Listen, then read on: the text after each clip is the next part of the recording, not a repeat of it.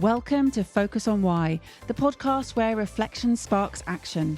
I'm Amy Rowlandson, and together we'll explore compelling stories, profound insights, and transformative experiences from inspiring guests worldwide. Feeling lost or unfulfilled? Searching for clarity, purpose, or meaning in your work and life? This podcast invites you on a journey of self-discovery to align your work with your values, shape your future with intention, and create a purposeful way of life.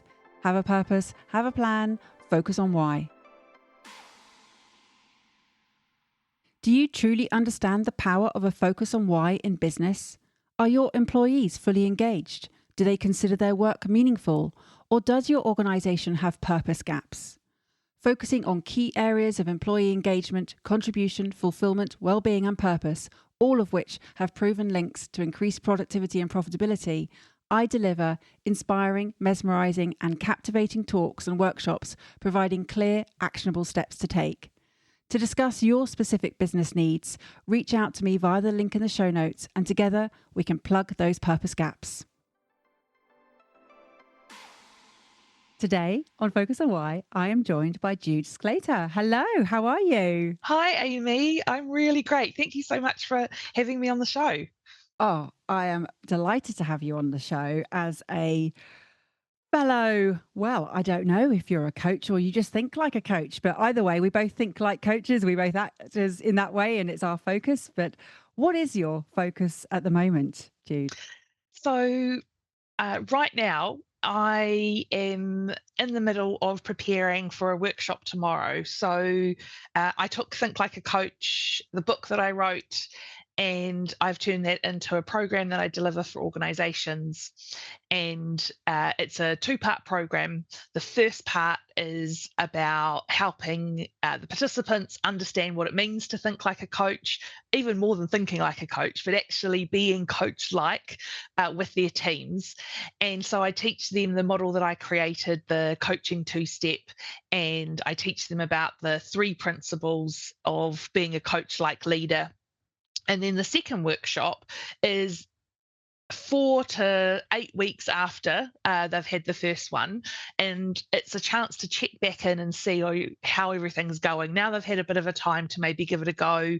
Perhaps they haven't been able to give it a go yet either. I'm pretty realistic about what life is like when you leave a workshop, and this workshop's really a chance to get another go at practicing in a nice, safe environment where the stakes are a lot lower, but also to get some help on some of the challenges that have been coming up as part of using the model, to share some of the successes as well, because I think that really helps everybody to hear how it's working and where it's been received really positively. It definitely helps me as well, because even though there's a part of me that knows this 100% works, there's also a part of me that says, but are you sure? Are you sure it really works? And so getting to hear that feedback, I think it'll be so interesting just to hear what's going on. And it's the first time I've run the second part of this workshop. So I've been designing it over the last few weeks, been refining it a little more this morning. So I'm kind of equal parts excited and also a little bit nervous about how it's going to go. And am I going to be able to really help those participants that are coming tomorrow, that they're all managers, to be able to feel confident to keep going with using this model? Because I did ask them for some feedback already on it, and what I've got back is really what I was expecting, which is the majority, so 80% of them have given it a go. They're getting mixed results at the moment, and they still need a bit of clarity on how it all works. But 4 weeks in, that's kind of what you would expect from learning something that's completely new. So that's where I'm focusing at the moment. Amazing. And what I love is how we're capturing this early journey for you, this early part of putting it into a program, having had the concept, having the concept, having the idea, and turning the book into a reality in essence for people, and that the practicing is where the learning is embedded. Yeah, absolutely. And that's really something that I want to try and do try. I am doing more than try. I am doing with these two workshops. So the majority of the workshop is actually the participants practicing trying things rather than just hearing me speak. I really like Michael Bungay Stanier, who wrote The Coaching Habit. Another really great book. I think that's one of the few books around coaching that really is aimed towards managers and takes and understands the context that they're working within. And I've seen him do a few webinars and various things. And one of the things he always tries to do is his ethos is to train or to give the least amount of knowledge you possibly can to enable that person to be able to put those skills into practice. And I like that when it comes to coaching in particular, because I think in my experience from when I was working in the corporate world is very much that organizations really understand the value of coaching and managers having coaching skills and what that can do for their business. I think that's amazing. And one of the mistakes perhaps organizations are making is that the way that they train their managers to coach their teams is by taking a really cut down version of the kind of training that you and I, Amy, would have done when we became professional coaches. So, what I see is a lot of half day to 1 day courses on the Grow model, which is a sort of very foundational coaching model. I love that model. I firmly believe that pretty much every other coaching model out there is just a variant of the Grow model. When I was learning to coach, though, I did over 60 hours of training and I was coaching other people inside my training course. But it wasn't until after that that I trained someone that was outside of my training course. And I was still really worried. So to give managers half a day to a day on the Grow model, which actually is a very meaty model, there's a lot in there, and expect them to then confidently go out and start doing that, I just don't think that's realistic. And that's really where that sort of bugbear of mine, that's really where the book came from, was that, a client of mine over COVID asked me to come in and do a lunch and learn on coaching. And I really wanted to do something that gave those people a practical skill that they could go away and use rather than just sort of a sit there and listen for an hour and then nothing changes. And so I just thought, well, surely I can just strip coaching all the way back to, if I was going to give them a coaching skill, what would it be? And I just stripped it back to this idea of really listening to the person that you're talking to. So really giving them your best quality attention.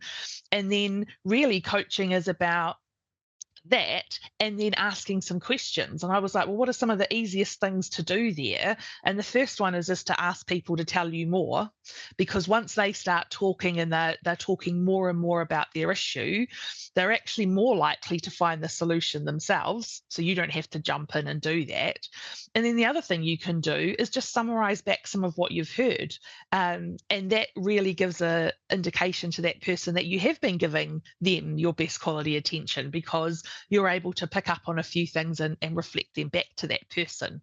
And so that's where I really came to, was just that as which I now call the coaching two-step, that just as a nice model that as a manager, when you've got so many other things that are going on, that you can hold on to that quite easily, and use that in your conversations. And what I always say is, if you use the whole model, that's fantastic. And even if you just did one part of that model, it could just be, someone's come to you with a problem and you're just going to summarize back what you've heard before you do anything next.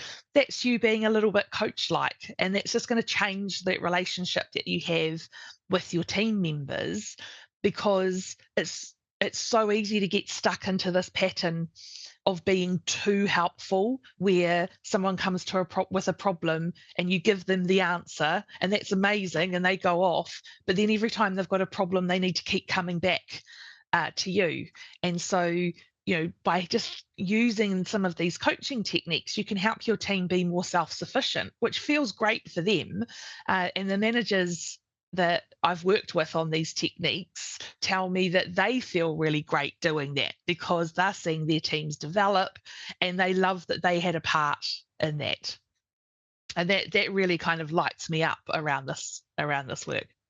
I can tell it's fabulous. And this sort of dance, this two-step Mm, sort of dance, there's so much in it. And just as you said that the grow model is so rich in what it can offer, so can this. Just giving people autonomy, giving them first that space and the validation to be heard and to be seen is huge, because then it allows them to grow. So, it's in essence, yes, you've simplified the model in terms of what is there, but it's shifting this mentor space into coach space, the sort of taking away someone's individual autonomy and freedom, and just by providing, you're not enabling, you're empowering, and there's a big difference.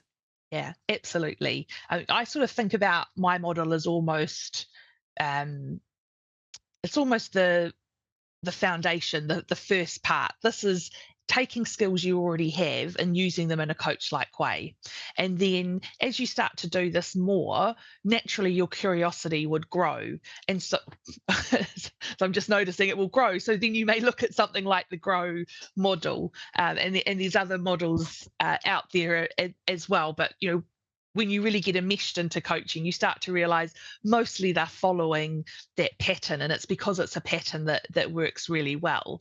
I think sometimes what happens is when we start at that level with someone who is a manager, you're sort of jumping right in at the deep end, and so it might put a lot of people off. And one of the things I found, I worked at Deloitte, and we did a shift from having performance appraisers to career managers, with the idea being that instead of the majority of that time, that performance development time being spent looking backwards, that what we really wanted to do was to have that relationship being much more forward looking. Of course, the backwards needs to be looked at, feedback needs to be given, but it was really about sending a signal that we're just shifting the emphasis on this. And so, again, we did a similar thing. We're trying to upskill our appraisal managers to be coaches, uh, or at least to be able to have coaching conversations. And what I found was, is you ended up with this divide of people who just absolutely didn't want to do this. They thought it was rubbish. There's no way it could happen. Then you had these people who were absolutely on board. They were really enthused. They loved the training. They just getting out there as quickly as possible to try sort of some of this new knowledge. But a massive group of people sitting in the middle that were just worried because they wanted to give it a try, but they weren't feeling very confident yet. Also, there was quite a mix up in their minds around what we were meaning by coaching in this way, because their experience was working with a professional coach like one of us. And so they were thinking, well, how can I coach my team? Because I can't keep all of these things confidential. Also, how do I have time for this? I can't just take them out for an hour coaching session every month, because that's your experience of working with a professional coach. And so that was one of the things I wanted to be really clear about when I was writing the book, and in the training that I'm doing. And also where sort of this think like a coach came from. It's not as managers that we're saying you need to be professional coaches. It's more about taking some of those skills and using them in the way that you're interacting with your teams. I liken it to cooking, that we all benefit from having the skills to be able to cook a tasty and nutritious meal. Yet we don't need to be professional chefs to be able to do that. Although having a little bit of knowledge, and there's a great chef, oh, now her name's um, Samin Nosserat, and she wrote Salt, Fat, Acid, Heat, which is also a Netflix series. And that's really what she does with that book, is she shows you how to use those four elements to really make your food taste amazing.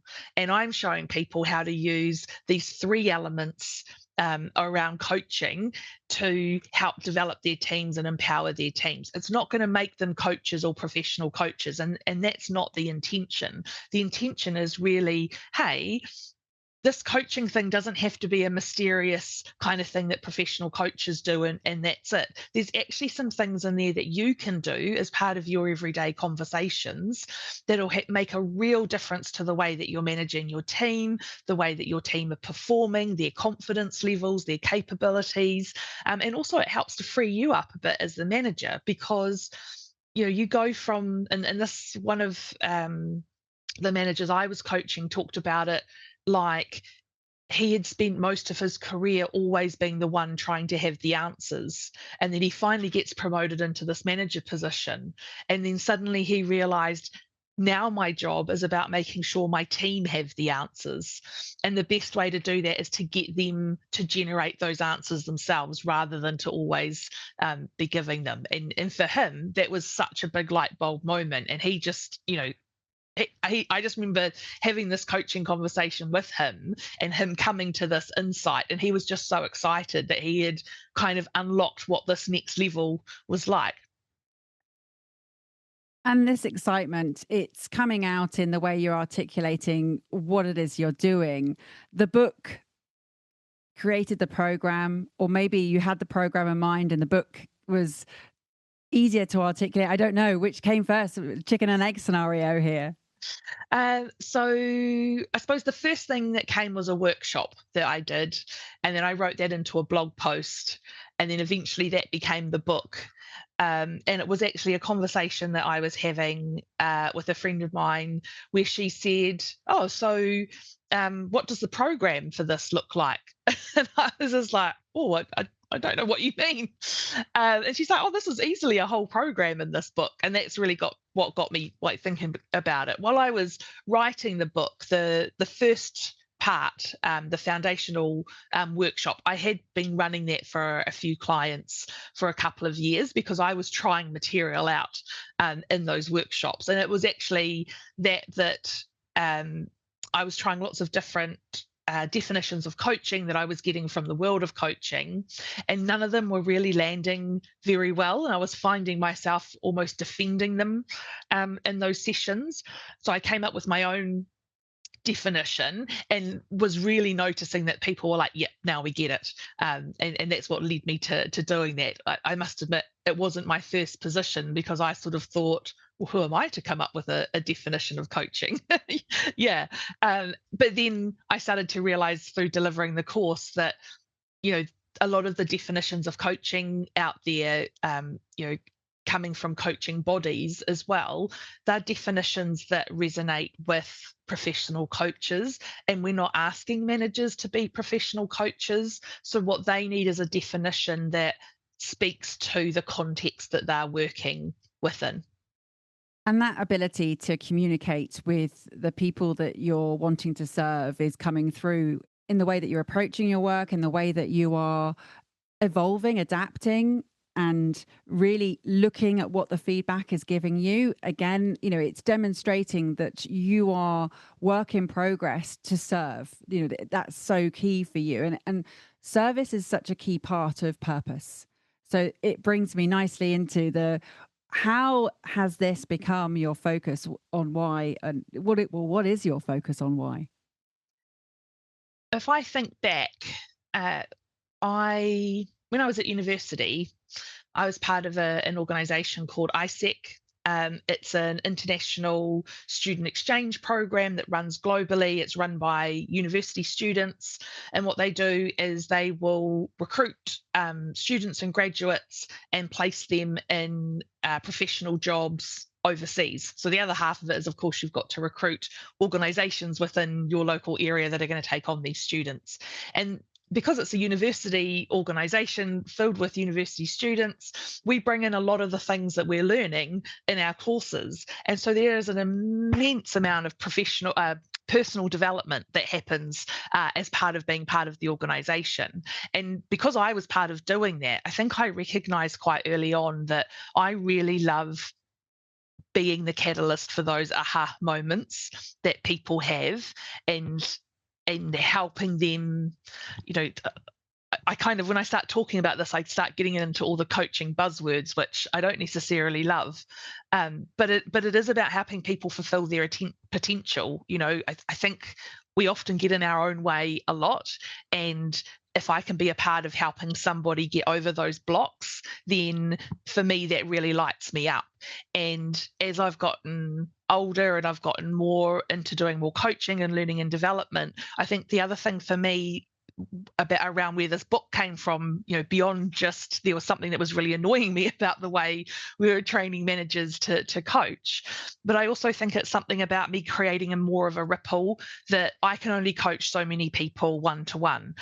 If I can go out and train some managers to use some coaching skills in the way that they're managing their teams, then that's getting that coaching to ripple out a bit, which means that more people are feeling fulfilled in their work. They're feeling more positive, they're feeling more confident about things. And work is a massive part of our lives. And I have definitely had some periods in my life where work has been horrific and I've dreaded it and I've not wanted to go in. And sometimes that has probably been due to my manager. And I don't think that bad managers are bad people. They're making the best of a situation that they've got. And often what we're finding is people are being promoted into these manager positions because they're really technically good at what they're doing. They're great individual contributors. Maybe they're just in the right place at the right time. And they're getting promoted into these fantastic positions without recognition that now you've just changed their job, because it's very different being the one doing the work to then managing the people that are doing the work. That skill set that you need to develop around that is really different. And that's what I wanted to recognize here, was the both sides was managers need some support. Often bad managers are bad because they just don't know, they don't have the support, they don't have the training. I don't think there are many people that wake up in the morning and think, how am I going to make my team's life a misery today? I think they are just pushed into a situation that's forcing them to react in ways that, may not be great. And so perhaps having some of these coaching skills might just enable them to slow things down a little bit and to have conversations that are much more positive. And then from people that are in organizations and have managers, as I was writing the book, I was reflecting over my career, and I've brought in quite a few stories. And I don't know whether these managers knew they were coaching or not, but the skills and the way they were interacting with me, when I reflect, felt like coaching. And those are the moments where I could see that, I had amazing development. I was feeling really confident. I was enjoying what I did and I felt really fulfilled. And wouldn't it be awesome if more people could feel like that? And you're not alone in thinking this, Jude, because the latest global state of the workplace report from Gallup for 2025 said exactly this. Previously, they'd been saying, change the way that you're managing your people, change the way your people are managed, is what they've said. And then this year, they've sort of said the three actions for leaders are to train your managers better, support their well-being, and help them become better coaches. Now, it's all very well, saying that, and then there you go, you've got your magic in terms of the engagement and the fulfillment of the people, and the productivity will then subsequently rise. There has to be a tool set. There has to be those answers, and that's what you're providing here. So I'm not surprised that the book is a necessary program, because it is something that people do need in business. And at the end of the day, organizations are a group of people. Yeah. So it's nothing more than that. They're all tied together with a common interest or a common purpose, and they're producing something for a service or a product. But as you said, people can be very good at what they do, but the people management piece is a whole different area. And I love that it's come from this being annoyed, this sort of irritation of like, no, this is not the way. Here is a way. This is another way that could be improved. And I love the iterations. While you've been speaking, I'm hearing the values of what matters to you coming through. Growth clearly is something that you hold high. And the other ones that speak up out of what you've shared is that freedom and the autonomy, and to be recognized as bringing value individually, for sure.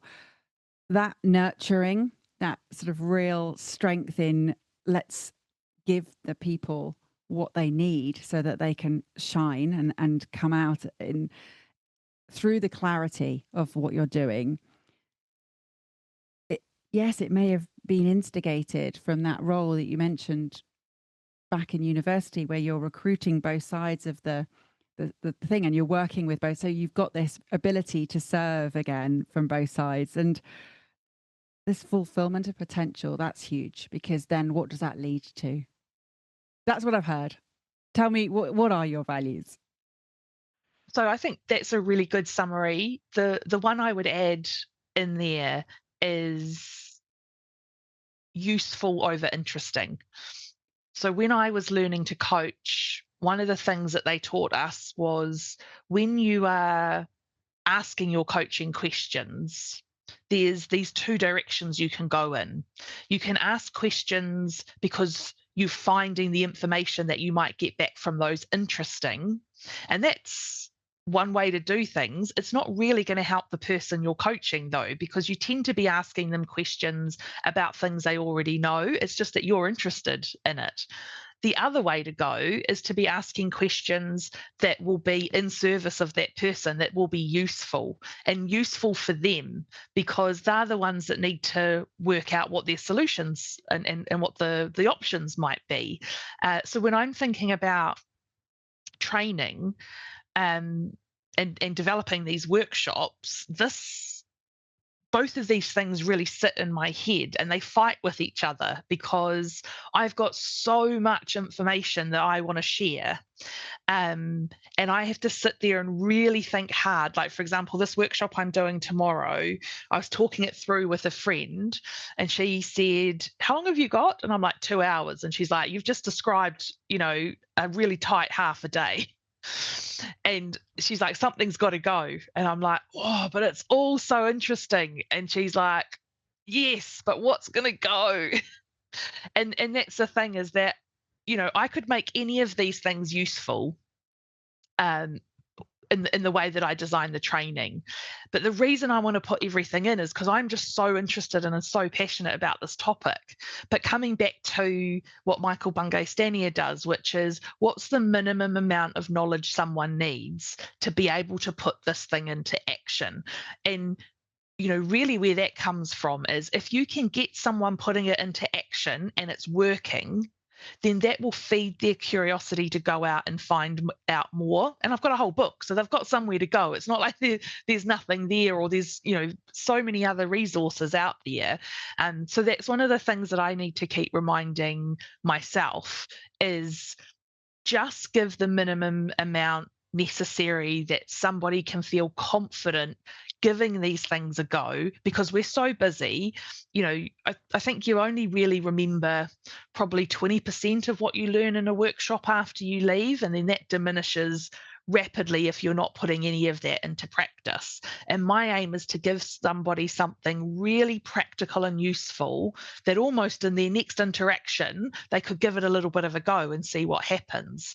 And then every time you do it, and you might not always get an amazing result, and you wouldn't expect that when you're learning something new. But what you want is enough of a positive sort of feeling from it that you will give it a go again and give it a go again. And that's what I've got to remember with this workshop I'm designing tomorrow, is that there's only two parts. In an ideal world, I'd be probably meeting with them every 6 months for every 6 weeks for 6 months or a year, so that they always have that touch point. But commercially, that's not a realistic thing for an organization to be able to do. So what I need to do is just give them that little bit that will enable them to take these skills just a couple of steps further, so that as they're using them and they're starting to see the results, they get curious, and they actually all have a copy of the book. So to get them curious, to go back and look at the book, to maybe do some Google searches, because there's so much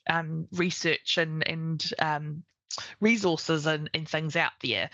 So I suppose, bringing it back again into those values. For me, I want something to be actually useful, rather than come along and go, "Oh, that was a lovely couple of hours.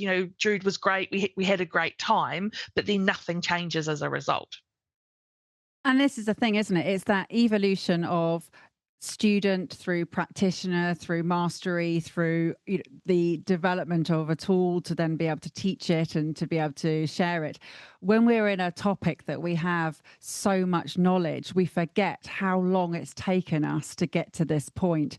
I'm guilty of it. I'm thinking back of a presentation I gave literally last week, going, oh dear, they did not need all of that, and I'm being honest here because Mm. I forget that where I am is not where people are, and that yes, they need the practical application, and that's more important than the knowledge distribution. Where is your book going to take you, do you think, Jude? Because it's created the program. What do you think else it might be all for you? I'm excited to find out. When I wrote it, it was I've wanted to always wanted to write a book, uh, and so when I wrote it, it helped fulfilled, I suppose that wish of mine, and I was hoping as well that it would be a way to help me promote my business as well. Where I'd like it to take me is into more organizations and being able to deliver this program. I think it's really well suited for new managers because it's it's really taking coaching down to its bare bones, but it's showing people. Actually, the thing I love, I think I really love about it the most is right in the first workshop, I show them the definition of coaching, and I ask them to look at it and tell me what parts of that can they already do. And then they tell, so the definition is around really giving someone all of your attention and asking them questions and listening to them so that they can come up with their answers on their own. And I ask them, what bits of that can't you do? Big silence. And it's like, so the first thing I want you all to know is you already have the skills to coach, right? Really, what I'm doing is I'm just helping you bring those skills together in a way that actually is coach like, rather than, and I think you mentioned it, the opposite of coaching, I would say, is mentoring. Because I also don't want people to think that you only coach and that is it and everything else is wrong, because that's not the case at all. And I like using mentoring as a counterpoint to that, because I talk about them as being both ends of the same continuum, and that as a manager, really, you will dance up and down that line and up and down that continuum constantly.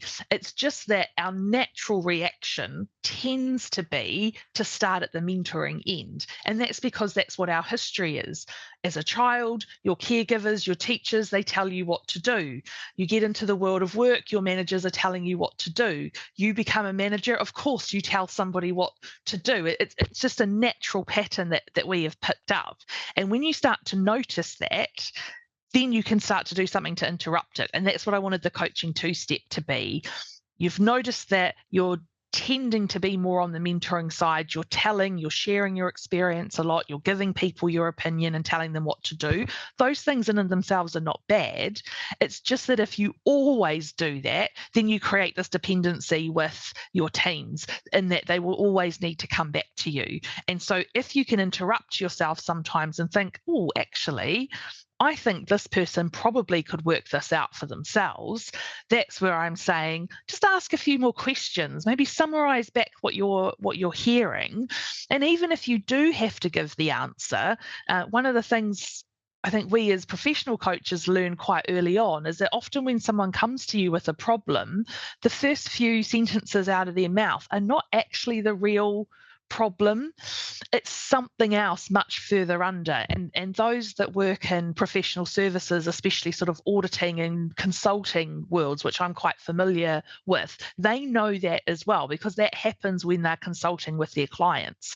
And so if at that beginning point you're telling people what you think they should do and giving them the answers, you often get into a bit of a what I call a tennis match, where you're making a suggestion and they hit it back to you and say, oh no, that won't work because of X, Y, and Z. And then you make another oh no, but I can't do that because of this. And it gets so frustrating. And yet you could avoid all of that just by being curious a little longer, asking a few more questions, getting that person to do more of the thinking and telling you about what's going on, either they'll come up with the solution themselves, or the solution you provide is going to be so much more on point than it would have been before. And either way, you're ending up with a really lovely success. I don't want to say successful conversation, but I think you're ending up with a really nice conversation where you have so much more insight into the person that you're talking to than you did before. And hearing you describe that, for me, it suddenly opened up the whole potential for this as a parent, as a friend. This is not just in a work environment. This is an approach that can be taken into every way of your life. And I'm sure that's not the first time you've heard that. No, but it's really lovely to hear you say it. I do focus in on managers and their teams. I have a friend who has tried this with her own children with really great success. Just when they come home from school, sort of talking about what's going on, and then actually just saying, "Oh, tell me more about that," just to hear more about that experience. My godson, who's I think probably one of my biggest supporters, he took my book to the school librarian because he was quite proud that his godmother had written this book. It's actually been it's now in the school library. It's recommended reading for his teachers, but he's taken the coaching two-step and used it in a project where I can't remember the organisation they work with now, but he's adapted it to help give teachers advice around how do you have a conversation with a student who's being bullied. And he was telling me that, the reason he thought it would be really good is that often students will come to their teachers and talk about being bullied, and the teacher will rush in with a solution. And actually, that's not always what the student wants. And there's a lot of stigma and things around that. Sometimes they just want someone to talk to about it. And he really liked the coaching two-step as a way for teachers just to slow down and to understand more and to talk more with the student, and to come up with something together rather than jumping in. So I'm already seeing, so many different applications of it in so many different places. And I'm hoping I'm doing this with some of my friends as well. Really just as a way to, one of the principles of coaching that I talk about is to listen, don't fix. And we all have that natural urge to jump in and fix a problem because we don't want to see someone as struggling. It feels good for us as well. It feels like we're adding value. And I know definitely one of the most difficult lessons I've had to learn myself as a coach is that often my value is not coming from anything that I've said. It's really coming from the quality of my attention and my listening. And that if I can provide that space to someone where they really feel heard and held, then that's really the value I'm giving, not any suggestions or ideas or opinions or things like that. There is so much value in silence, and not silence as in ignoring someone, but holding the space. And as you just said, listening, it's incredibly effective. And letting go of the outcome is, again, as you were just saying, that listen, don't fix advice is don't expect the outcome that you've got to be the outcome they want or need, or maybe even have expected, as you said, because it might be that what they present with you is not even the thing that they actually really need help with. Letting go of bias and judgment is again, one of the key messages I'm hearing from what you're sharing there. Yeah, absolutely. And I know that can be really difficult at times, especially bringing it back to managers and their team members. You form opinions based on the way your team member is performing and some of the things that they do.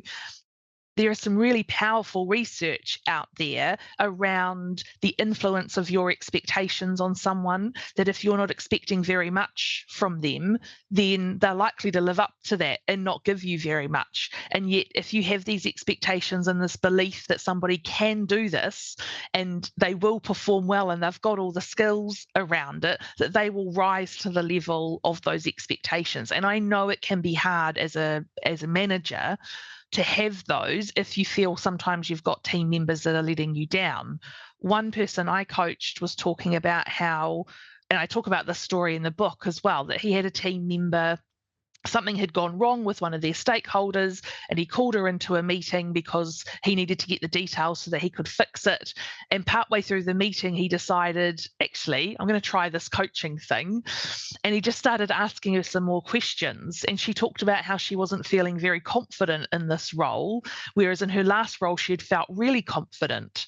And he sort of thought, oh, this is news to me, because he'd sort of written her off as not being an assertive person. But because he just took that moment to be there with her and ask some more questions and be curious, he got a much better insight into what was going on. So that meeting went from him going in to get the details to fix a problem to him supporting her to work out how to fix the problem on her own and making sure that she knew he was there if she needed him. And his whole mindset changed from I don't believe in you to I believe in you. And the only thing that helped him switch that was just for one moment, there was a voice in his head that said, oh, I wonder if I could try this coaching thing here and see what happens. I love it. And that word mindset is where I have heard one of the pieces of research being used by Carol Dweck, where a teacher was told that her cohort was really clever and she taught them such, and then their scores rocketed, and it was then a case of, how have you managed to do this? She said, well, they're the top layer here, they're the top stream, and they're like, no, they're the bottom. But because she didn't have that mindset, she went in with a different one. It happened. You do create the environment and the results. It's so powerful. And it also reminds me of Angela Duckworth's book, Grit, where she spoke about her not believing she was a genius and then ended up being awarded a genius award because she just focused on what was important. And this is the thing, you're focusing on what's important here for you, out of the circumstances of how powerful this tool is for people, and in the hands of, you've proved already this value is phenomenal. And the ripple, yeah, it's going to happen in organizations, but it's going to go further, Jude. I really do feel that. And the distinction between the mentoring and the coaching of, you can't coach out what's not within, so you do need to step into a mentor. This is the awareness piece that you're helping people bridge for that space. Yeah, absolutely. And, one of the questions that's come back for the workshop tomorrow is around, how do you know when you're under time pressure, how do you know whether you should coach or do something else? And there are some clear sort of ideas that might help there. But one of the challenges I often bring back on this one, I've just been watching, there's a US show called The Pit, which is roughly a spin-off really of the old ER with Noah Wiley, if anyone remembers that. And it's a teaching hospital. They're in the emergency department, and so you're talking about life or death here, and yet they're still teaching these new residents in how to do some of these things. And often it's around asking questions, tell me what's going on here, what would you do next? And of course they're right there to jump in if they need to, but even in those life and death situations, there's still a moment to teach, to coach. And that's one of the things I try to get across to people. Yes, if it's an emergency, if it's a massive time crunch, if you are just not in the headspace, just tell. There's always a joke amongst coaches. You don't coach someone out of a burning building, right? And in those moments, I think it's also important to recognize when things have calmed down, come back and then talk about why you made the decisions that you did, because that's a really great mentoring moment.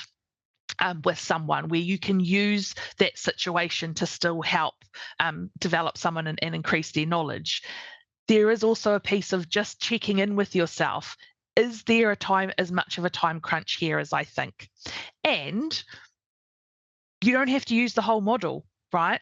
Just throw in one, summarize back what you've heard, or do one, tell me more, or just make sure that in those really time sensitive situations that you are giving your best attention to the person talking to you, not on your phone or typing a message while you're listening.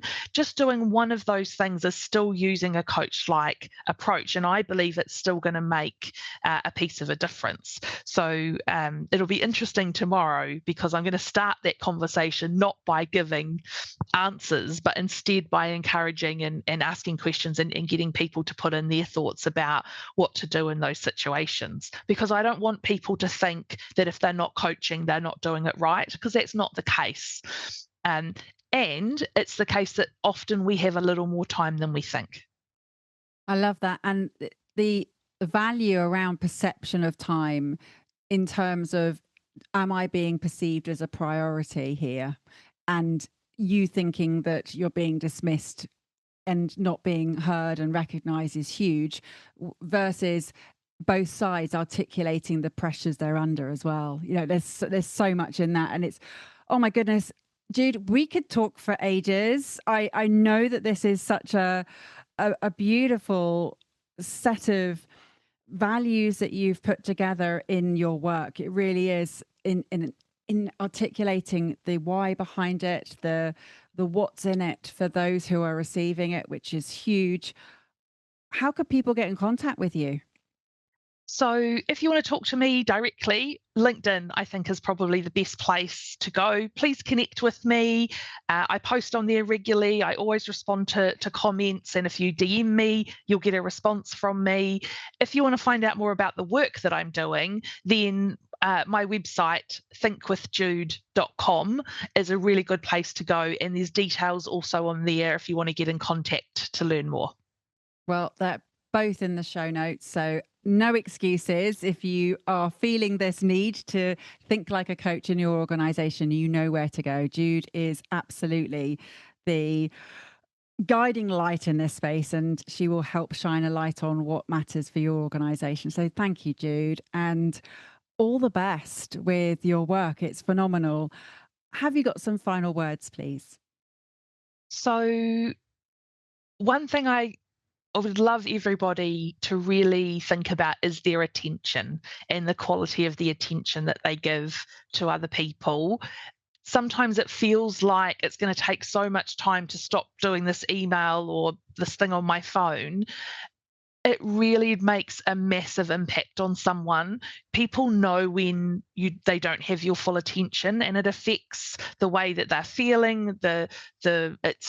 Their speech starts stopping and starting, the flow of thinking gets really interrupted. And when you give someone your best quality attention, everything just flows so much more beautifully. And in fact, you find things will be faster when you do that, even though in the moment maybe it doesn't feel like it. So really what I'd love to leave everybody with is, with those people that are important to you, and those moments of important conversations, just give someone all of the attention that you can, and you will see just how much that conversation flows and how much more positive it can be. This episode's over, but let's keep the conversation going. How has this episode impacted you? Share your insights, takeaways, and reflections with actions on social media, or leave a review on Apple Podcasts. Your feedback creates powerful ripple effects, helping others to discover its value.